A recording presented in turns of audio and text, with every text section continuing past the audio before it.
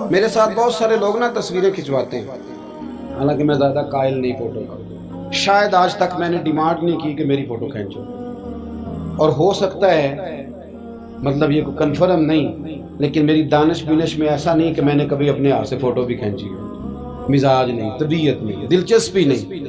لیکن میرے گاؤں کا ایک موچی ہے، جوتے گانٹتا ہے، اس شخص نے 4 بیٹیاں بیائی ہیں جوتے گانٹ کے، اور میرے ابا جی بتایا کرتے تھے کہ جن دنوں نا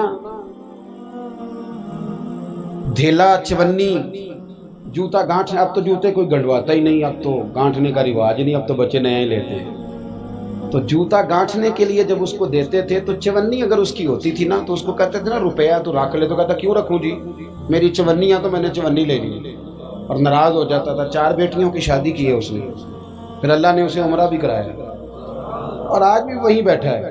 تو میں جب گاؤں جاتا تو میں کہتا ہوں چاچا میں تیرے ساتھ تصویر کھنچوانی ہے، تو مجھے کہتے ہیں پتر میرا تے منہ بھی نہیں تو پیا میرے ساتھ فوٹو، تو میں کہتا ہوں یار تو ایک انسان ہے، تو ایک مثال ہے، جس بندے نے ہاتھ پھیلانے سے نفرت کی ہو، اب تو چندہ ہی چندہ رہ گیا، چندہ ہی چندہ، اس کے علاوہ اللہ معاف کرے کوئی دوسری شے۔ میں گلاسکو میں تھا تو مجھے ایک صاحب کہنے لگے آپ نے کوئی اعلان شلان نہیں کرنا، مدرسہ نہیں ہے؟ میں نے کہا مدرسے بڑے ہیں پر اللہ کا فضل ہے، کیونکہ وہ نبی کریم کے نام کے ہیں تو ہمیں کبھی کمی کوئی نہیں آئی، کبھی نہیں کمزوری آئی، رونے کا مزاج بھی نہیں، وہ چل رہا ہے مدرسہ۔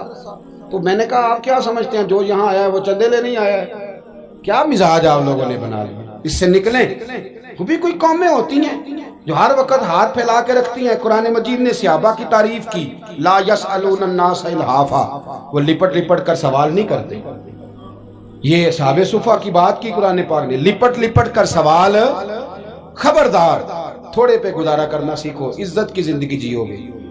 اور نوجوان بالخصوص یاد رکھیں، اگر وقار سے جینا ہے، سر اٹھا کے جینا ہے اور مطمئن زندگی گزارنی ہے تو پھر اس بات پہ راضی ہو جاؤ جو اللہ نے ہمیں عطا کیا ہے۔ پھر تیرا 5 مرلے کا مکان، اگر تو نے فراڈ کا مکان خریدا ہے نا 6 کنال کا، تو اس سے تیرا 5 مرلے کا وقار والا گھر بڑا شاندار۔ عزت کے ساتھ اگر جینا چاہتے ہو، حاتم طائی سے کسی نے کہا تھا کبھی تو نے اپنے سے بڑا سخی بھی دیکھا ہے؟ حاتم طائی کا نام ہے نا آج تک سخاوت میں، اپنے سے بڑا سخی بھی دیکھا ہے؟ اس نے کہا دیکھا ہے۔ کون سا؟ کہنے لگا میں نے ایک دفعہ اپنے سارے شہر کی دعوت پکائی تو میں چہرے پہ نقاب اوڑھ کے نکلا کہ پتہ کروں کوئی آدمی رہ تو نہیں گیا۔ تو جب میں جنگل میں گیا تو میں نے ایک بابے کو لکڑیاں کاٹتے دیکھا۔ سب لوگ اس زمانے کے جتنے پڑھے لکھے شعراء ادیب سب میں نے بلائے، بابا لکڑیاں کاٹ رہا تھا۔ توجہ ہے میری بات پر؟ کہتے ہیں میں اس کے قریب گیا، چہرے پہ نقاب تھا، میں نے کہا بابا جی آپ کو نہیں پتا آج حاتم طائی کی دعوت ہے؟ کہنے لگا بیٹے پتہ ہے۔ تو میں نے کہا جانا نہیں؟ کہتے بابے نے عجیب جواب دیا، کہنے لگا مجھے نا اپنے ہاتھوں کی کمائی کا چسکا لگ گیا۔ کس کا چسکا؟ ہاں آج کل چسکا یہ ہے کہ کسی کو پارٹی کیسے ڈالنی ہے، کیسے مفت کی روٹی کھانی ہے۔ کس کا چسکا لگ گیا؟ اپنے ہاتھوں کی۔ بولیے۔ میرے نا مدرسے میں ایک لائق بچہ پڑھتا ہے، مالدار گھرانے کا تھا، تو تھوڑی سی نا آپ کو پتہ ہے دوران طالب علمی ہمیں بھی بڑے بہانے آتے تھے تو یہ چیزیں یاد آتی ہیں، تو تھوڑا آگے پیچھے ہوتا تھا۔ مدرسے میں کام ہو رہا تھا تو میں اس کو کھڑکی میں لے کے کھڑا ہو گیا، میں نے کہا بیٹے ایک چیز تجھے دکھانی ہے، جب تیرے سامنے بھنا ہوا گوشت رکھا جاتا ہے تو نخرے کرتا ہے، ادھر بھی آ ایک نظارہ دیکھ۔ مزدور نہ سویرے 2 روٹیوں کے بیچ اچار رکھ کے لاتا ہے، اور جب وہ دوپہر کو کھانے لگتا ہے نا میرے بھائی تو وہ اچار اس کی روٹیوں کو بھی لگ جاتا ہے، پونے کو بھی لگ جاتا ہے۔ لیکن جب دوپہر کا وقت ہوتا ہے تو مٹی سے لتھڑے ہوئے ہاتھ پہلے وہ جا کے ٹوٹی پہ دھوتا ہے، پھر وہ کیا کرتا ہے کہ وہ پانی کا پیالہ خود بھر کے رکھتا ہے۔ توجہ میری بات پہ رکھیں۔ پھر وہ زمین پہ بیٹھتا ہے اور جب وہ پونا کھولتا ہے نا، کبھی اسے کھاتے ہوئے دیکھو، یوں محسوس ہوتا ہے کہ دنیا کی ساری نعمتیں اس کے سامنے پڑی ہوئی ہیں، اور ٹیبل پر بیٹھ کر 22,000 کی روٹی کھانے والے اتنا شکر ادا نہیں کرتے جتنا وہ بندہ شکریہ ادا کرتا ہے۔ یا اللہ تیرا شکر ہے، یا اللہ تیرا شکر ہے۔ اور ان کو لفظ نہیں سیدھے پڑھنے آتے، ویسے بھی لفظ تاثیر سے بنتے ہیں تلفظ سے نہیں۔ اہل دل آج بھی ہیں اہل زبان سے آگے. صحیح تلفظ نہیں ادا کرنا آتا، لیکن جب وہ ہاتھ باندھ کے کہتے ہیں نا یا اللہ تیرا شکر ہے، تو یوں محسوس ہوتا ہے کہ روٹی تو اس بندے نے کھائی ہے. کھانا تو، ورنہ شادی کے موقع پر اتنا کھایا نہیں جاتا جتنا تباہ کیا جاتا ہے، کیونکہ مفت کا ہوتا ہے نا، مفت کا. تو یاد رکھیں محنت کی کمائی ایک حسن ہے، ایک وقار ہے. وہ جو بندہ 50 لاکھ روپیہ مہینے کا یا سال کا کماتا ہے وہ تو دیکھتا بھی نہیں بیچارہ پیسوں کو. وہ بینک میں آئے اور بینک سے ہی ساری زندگی اپنی دولت دیکھ سکتا، لیکن جو 600 روپیہ دیہاڑی لیتا ہے نا، اس کو جب شام کو ملتی ہے تو 3 دفعہ ہاتھ صاف کرتا ہے اور 3 دفعہ بسم اللہ شریف پڑھتا ہے اور پھر وہ جیب میں ڈالتا ہے. پھر وہ حساب کرتا ہے کہ 50 کہاں لگانے ہیں، 60 کہاں. تو خودداری سے جیو، باوقار رہو گے، باعزت رہو. حاتم طائی کہتے ہیں مجھے کہنے لگا کہ مجھے ہاتھوں کی کمائی کا چسکا لگ گیا ہے، اب مفت کے دسترخوان پر مجھے مزہ نہیں آتا. تو کہتے میں تو بس اس کا فدائی ہو گیا. جب میں واپس آنے لگا تو اس نے مجھے آواز دی. میں واپس پلٹا تو کہنے لگا بیٹا آپ بھی دعوت پہ جا رہے ہیں؟ میں نے کہا ہاں. تو اس نے مجھے 5 دینار نکال کے دیے. کہنے لگا یہ لے جاؤ، حاتم طائی کو نہ دینا، وہاں جو آدمی لنگر پکا رہا نا اسے دے دینا. یار بڑے بڑے لوگوں نے روٹی کھانی ہے، چلو میرا بھی حصہ پڑ جائے گا. تو حاتم طائی کہتے ہیں میں گھوڑے سے گر گیا، چہرے سے کپڑا اٹھایا اور میں نے کہا بابا میرے سینے سے لگ، میں تو امیر ہو کے سخی ہوں نا، تو غریب ہو کے بڑا سخی ہے. آج سمجھ آئی ہے تیری سخاوت کی. پڑھیے نا حدیث پاک. حضرت انس بن مالک کہتے ہیں ایک شخص نے آ کے کہا یا رسول اللہ کچھ دیجئے. حضور مجھے کچھ بولیے. اور میرے محبوب کا دروازہ وہ ہے کہ جہاں سے کبھی کوئی خالی گیا ہی نہیں. حضور کچھ دیجئے. تو نبی کریم علیہ السلام نے آج الگ بات کر دی، فرمایا تیرے پاس کچھ بھی نہیں؟ اس نے کہا حضور میرے گھر میں ایک پیالہ ہے اور ایک کمبل ہے اوڑھنے کا. اتنا غریب کو بندہ اس وقت بیٹھے محفل میں جس کے گھر میں ایک ہی پیالہ ہو. جو چپ ہے ان کے بارے میں کیا نظریہ اختیار کرو.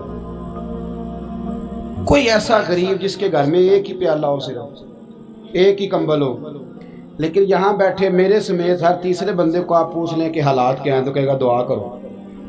بڑی مشکل ہے. اتنا غریب کوئی بندہ موجود ہے، لیکن آپ کسی کو پوچھ لیں وہ کہے گا جی بس دعا کریں. کوئی ایسا پیر مل جائے جو مجھے اللہ دین کا چراغ دے دے تاکہ نوٹ کسی طریقے آ جائے. اور وہ نعت خاں جو کہتا ہے کہ کون دیتا ہے دینے کو منہ چاہیے، دینے والا ہے سچا، وہ بھی کہتا ہے پہلے 25,000 دو. کوئی تو سٹیج پہ تو کہہ رہا تھا حضور دیتے ہیں، اور یہاں جب تک تیرے اکاؤنٹ میں نہ جائیں تیرا کام ہی نہیں چلتا. عجیب تماشا ہے نا. ایک صاحب نے بڑی دور سے مجھے فون کیا، کہنے لگے ٹائم دے دیں. میں نے کہا جی میں آ جاؤں گا، فارغ ہوتا ہوں تو آ جایا کرتا ہوں، مسئلہ نہیں ہے، ہم اتنے بڑے لوگ ہی نہیں، آ جائیں گے. کہنے لگا جی آپ بتائیں مطلب اکاؤنٹ نمبر دے دیں. میں نے کہا یار آپ نے غلط جگہ فون کر لیا، میں نے تو بتایا کہ وہ تو بڑے لوگ ہوتے ہیں، تو ہمیں پتہ ہے اپنی حیثیت کا، انشاءاللہ حاضر ہو جائیں گے، آپ سے بات ہوگی. کہنے لگے نہیں آپ کو تو کچھ بتانا ہی پڑے گا، کچھ بتائیں کچھ بتائیں. میں نے کہا کچھ بھی نہیں، میں انشاءاللہ حاضر ہوں گا. اللہ نے مجھے توفیق دی ہے، میں شام کو بڑی زبردست کھانا اپنے بچوں میں اچھا بیٹھ کے کھاتا ہوں. ایک گاڑی ہے جس پہ سفر کرتا ہوں، اگرچہ مکان میرا 2 کمروں کا ہے، پر کبھی اللہ تعالیٰ نے میرے دل میں یہ تمنا پیدا نہیں کی کہ کوئی بہت بڑا ہو تو گزارا صحیح ہو. میں بڑی اطمینان بخش زندگی گزارتا ہوں، تو میں آ جاؤں گا. کہنے لگے نہیں تہاڈی مہربانی کچھ دسو. میں کہا 3 کروڑ روپیہ دے چل. کتنا جی؟ اللہ جانتا ہے ہنسانے کے لیے بات نہیں کر رہا، اور مسجد میں اونچا ہنسے بھی نہ. کتنے دیں؟ کہتے جی یہ تو آپ نے کیا کہہ دیا. میں نے کہا یار اگر میں نے اپنے لفظ ہی بیچنے ہیں تو اب میں 25-40 ہزار میں بک جاؤں. تو میں تو سمجھتا ہوں کہ نبی پاک کا فرمان بڑا قیمتی ہے، تو ریٹ لگاؤں تو میری حیثیت یہ ہو کہ 40,000 روپیہ. اگر میں نے بکنا ہی ہے تو کوئی ریٹ تو لوں نا. اور ویسے بھی میں تو سمجھتا ہوں کہ میں بڑا انمول ہوں، اس لیے کہ میں رسول اللہ کے دین کا نوکر ہوں. اور یہ غلطی ان کی نہیں جو بیچتے ہیں، غلطی ان کی ہے جو خریدتے ہیں. آپ لوگوں نے مارکیٹیں بنائی ہیں، آپ مارکیٹیں نہ بناتے تو کبھی مارکیٹوں میں اس طرح کی چیزیں بکنے کہ ہم نے ظلم کیا ہے، ہم نے زیادتی کی ہے، ہم نے یہ ماحول بنایا ہے. بہرحال بات دور نہ نکل جائے، واپس آتا ہوں. نبی کریم صلی اللہ علیہ وسلم نے فرمایا تیرے پاس کچھ نہیں، ایک کمبل ہے اور ایک. حضور نے فرمایا لے کے آ. یہ سرکار کا فرمان سیاستہ سے عرض کر رہا ہوں. اگرچہ امام جلال الدین سیوطی نے تفسیر در منصور میں تفصیل کے ساتھ اس روایت کو کئی طرق سے بیان کہا. ایک کمبل، یارو سوچو، ایک کمبل جس بندے کے پاس ہو، ایک پیالہ، اس سے بھی کوئی غریب ہوگا. حضور نے منگا لیا اور بولی لگا دی، کون خریدے گا؟ ایک شخص نے کہا 1 دینار، ایک نے کہا 2. حضور نے 2 دینار میں بیچ دیا. وہ بولا نہیں کہ حضور 2 ہی تو چیزیں تھی، وہ بھی بیچ دی آپ نے. اللہ کے رسول نے فرمایا 1 دینار کا کھانا لے جاؤ اور 1 دینار کا کلاڑا خرید کے لاؤ. وہ لائے. حضرت انس کہتے ہیں بندہ بڑے نصیبوں والا تھا. وہ جب کلاڑا خرید کے لایا تو اس میں دستہ میرے نبی نے دستے مبارک سے لگایا. حضور نے دستہ لگایا اور فرمایا یہ لے جنگل میں جا. مسلمانوں، یہ میرے رسول اللہ کی تعلیم ہے. نوجوانوں غور کرو، اگر معاشرے کو سنوارنا ہے تو اس چیز پر محنت کرو. فرمایا یہ کلاڑا پکڑ، رسی پکڑ، جنگل میں جا، لکڑیاں کاٹ کے لا، کھا بھی اور کھلا بھی، پہن بھی اور پہنا بھی، جا. اور حضور نے فرمایا 15 دن مجھے نظر نہ آنا، جا کام کر. جا کے محنت کرنا اہل اسلام کا شیوا ہے. آج پوری دنیا میں ہمارا کشکول مشہور ہے، دھوکہ معروف ہے. لوگ کہتے ہیں کہ انہوں نے ایسے ہم نے طریقے غیروں سے پیسے نکالنے کے اختیار کیے، ایسے طریقے کہ کبھی سنیں تو شرم سے سر جھک جاتا ہے. یہ معیار ہوتا ہے اعلیٰ قوموں کا کہ وہ چندوں پہ زندگی گزاریں، وہ مانگ کر کے کھائیں. یہ معیار ہوتا ہے. کسی کونے پہ بریک لگتی ہے تو آپ دیکھیں مانگنے والے کتنے زور و شور سے آتے ہیں. خدا را محنت کی عادت. وہ صحابی چلے گئے، 15 دن کے بعد آئے. یہ لفظ امام سیوطی نے لکھے. 15 دنوں کے بعد آئے تو حضور نے فرمایا تیرا حال کیا ہے؟ حضرت انس کہتے ہیں مجھے بھی تجسس تھا کہ پتہ تو چلے. تو وہ مسکرائے، عرض کرنے لگے یا رسول اللہ پہلے 1 پیالہ تھا، اب سارے گھر کے برتن بن گئے. یا رسول اللہ برکت آپ کی ہے، پہلے 1 کمبل تھا، اب سارے گھر کے بستر بن گئے. اور امام سیوطی کہتے ہیں انہوں نے جیب میں ہاتھ ڈالا تو 10 دینار نکالے. عرض کی حضور رکھ لے، میں صحابہ صفا کے لنگر میں حصہ ڈالنے آیا ہوں، یہ قبول کر لے مجھ سے. مہربانی فرمائیں، مہربانی، خودداری سے جئیں اور تھوڑے پہ گزارا کریں.